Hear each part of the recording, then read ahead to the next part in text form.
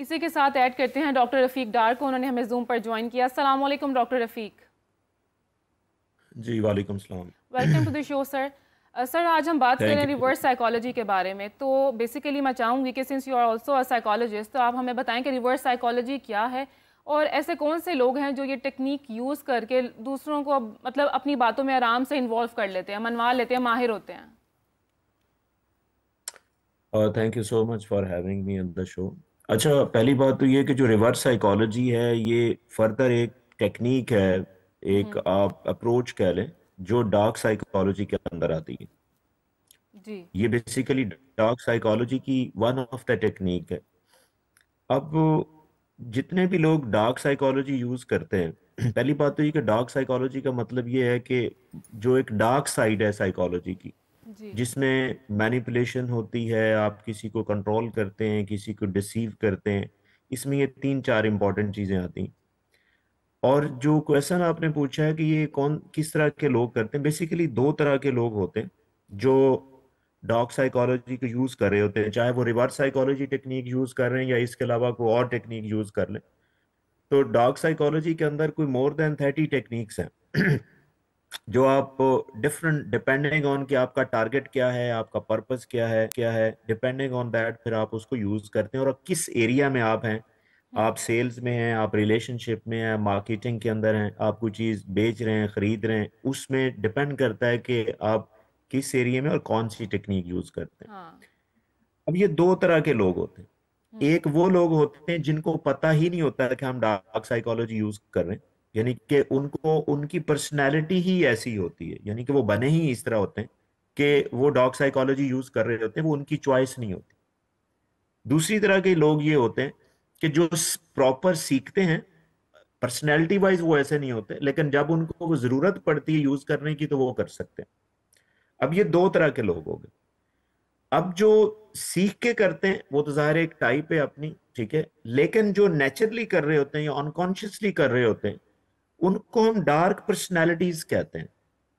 वो उनको आप चेंज नहीं कर सकते, उनको आप मैनेज कर सकते हैं। जी। और फर्दर जो डार्क पर्सनालिटीज के अंदर जो लोग आते हैं वो तीन तरह के बेसिकली लोग होते हैं। उनमें हम्म। कुछ कॉमन चीजें जरूर होती हैं, लेकिन उनको भी कैटेगराइज कर दिया गया है कि वो लोग जो डार्क साइकोलॉजी या मैनिपुलेशन या कंट्रोल यूज करते हैं, वो आगे तीन तरह के लोग होते हैं। उनमें एक नार्सिस्टिक पर्सनालिटी के लोग होते हैं, हम्म। और दूसरे एक पर्सनालिटी जिसे मैकेविलियन पर्सनालिटी कहते हैं, और हाँ तीसरी हाँ। जो है वो साइकोपैथी है। यानी कि ये तीन तरह के पर्सनालिटीज हैं जिनके अंदर डार्क पर्सनालिटीज शामिल होते हैं, यानी कि ये डार्क साइकोलॉजी यूज करते हैं, यानी कि ये मैनिपुलेशन बाय डिफॉल्ट यूज करेंगे, इनको सिखाने की जरूरत नहीं, और इनको पता भी नहीं होता कि हम ये डार्क साइकोलॉजी यूज कर रहे हैं। हम्म। अब ये तीन तरह की पर्सनालिटीज होती हैं। इनमें जो कॉमन चीजें हैं, जो सबसे बड़ी कॉमन चीज है, वो मैं ये आपको बताऊंगा कि ये तीनों मैनिपुलेट करते हैं, और ये तीनों के अंदर एम्पैथी नहीं होती।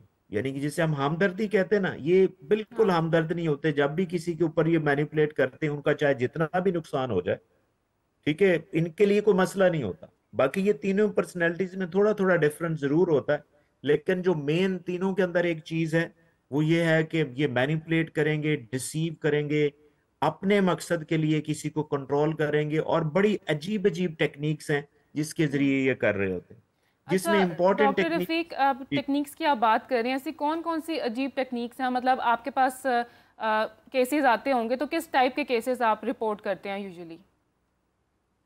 देखिए, डिपेंड करता है कि आपकी सिर्फ जिस तरह, अगर मैं रिलेशनशिप की बात करूं, जो इंटीमेट रिलेशनशिप में आजकल उसके अंदर हम्म। जो सबसे इंपॉर्टेंट टेक्निक है वो लव बम्बिंग बहुत यूज हो रही है लोगों में।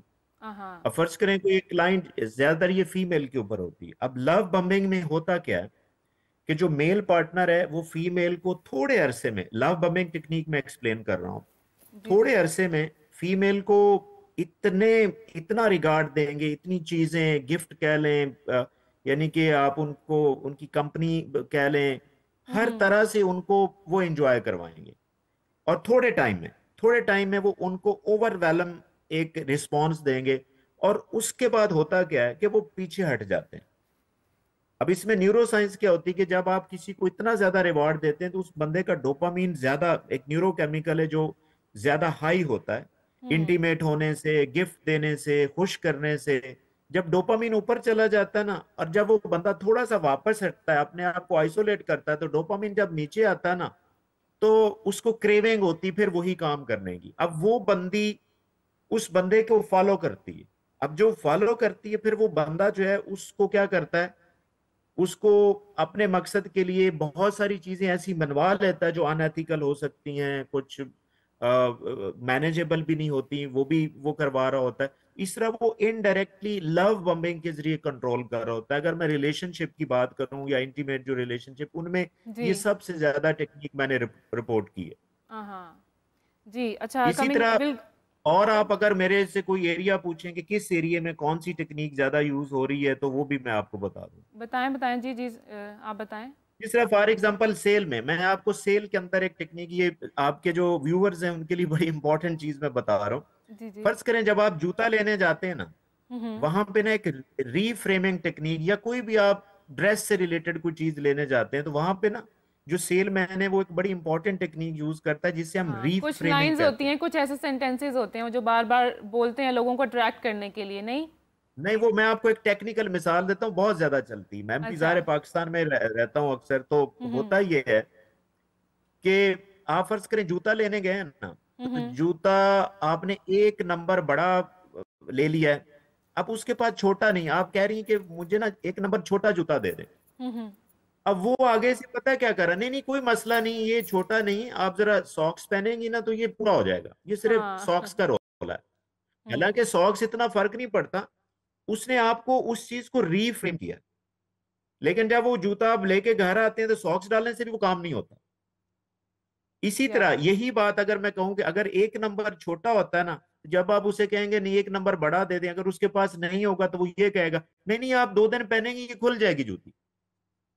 यानी कि एक साइड पे वो जूती को खोलने का कह रहे हैं और दूसरी साइड पे वो सॉक्स का कह रहा है, तो इसका मतलब है कि हम्म। वो डेलिबरेटली शायद या अनकॉन्शियसली, अगर उसकी पर्सनैलिटी मैनिपुलेटिव है, तो वो उसको पता भी नहीं होगा कि मैं डार्क साइकोलॉजी या ये रीफ्रेमिंग टेक्निक यूज कर रहा हूँ। हाँ, बिल्कुल सही कहा। और इस इसी तरह की तरह, और भी बहुत सारी मिसालें हैं हमारे पास डॉक्टर साहब। हम अक्सर देखते हैं मार्केट्स में, इवन हर जगह ही ऐसे लोग मौजूद हैं, यूनिवर्सिटीज़, कॉलेजेस, वर्क प्लेस, हम हर जगह ये चीज़ें देखते हैं। जी जी बिल्कुल। फिर और डिपेंड करता है कि फिर आप फर्ज करें पेरेंट्स बहुत सारी टेक्निक यूज कर रहे होते हैं अपने बच्चों के लिए। जैसे? जिस तरह पेरेंट्स ना एक एक गिल्ट ट्रिपिंग टेक्निक है, गिल्ट हम्म। ट्रिपिंग टेक्निक है, जो पेरेंट्स अपने अपनी मर्जी की बात बच्चों से मनवाने के लिए वो टेक्निक यूज करते हैं। जिस तरह ऐसे कहते हैं, वो देखिए फलां का बेटा जो है वो अपनी अम्मी की कितनी इज्जत करता है। हाँ। यानी उस बच्चे में ना गिल्ट गिल्ट क्रिएट करवाएंगे कि वो फलां का बच्चा अपनी अम्मी को कितनी इज्जत देता है, वो कितनी चीजें ला के देता है, आपने अभी तक। अब वो बच्चे में ना एक गिल्ट क्रिएट होता है। उससे हम्म। पेरेंट्स पता क्या है कि बच्चा अपना जो शौक का करियर चूज करना चाह रहे होते हैं वो भी नहीं करने देते। वो देखें फलां का बेटे ने, वो बाप ने कहा था कि आप डॉक्टर बनो, वो तो डॉक्टर बन गया, अब मैं आपको कह रहा हूं तो आप डॉक्टर नहीं बन रहे। अब हाँ। वो देखिए वो बच्चे के अंदर एक गिल्ट क्रिएट करवा रहे हैं। अब गिल्ट क्रिएट करने के बाद बच्चा जब गिल्टी फील करेगा तो अपने बाप की या आपकी अपनी माँ की बात मान लेगा। तो हम्म। ये पेरेंट्स समटाइम ये कर रहे होते, पेरेंट्स समटाइम इस चीज की इंपॉर्टेंस को नहीं समझते और उसको गिल्ट क्रिएट करवा के अपनी चीज मनवा लेते। बिल्कुल सही रिश्तों बात की करवाने के आपने। अंदर भी। डॉक्टर हाँ फरीहा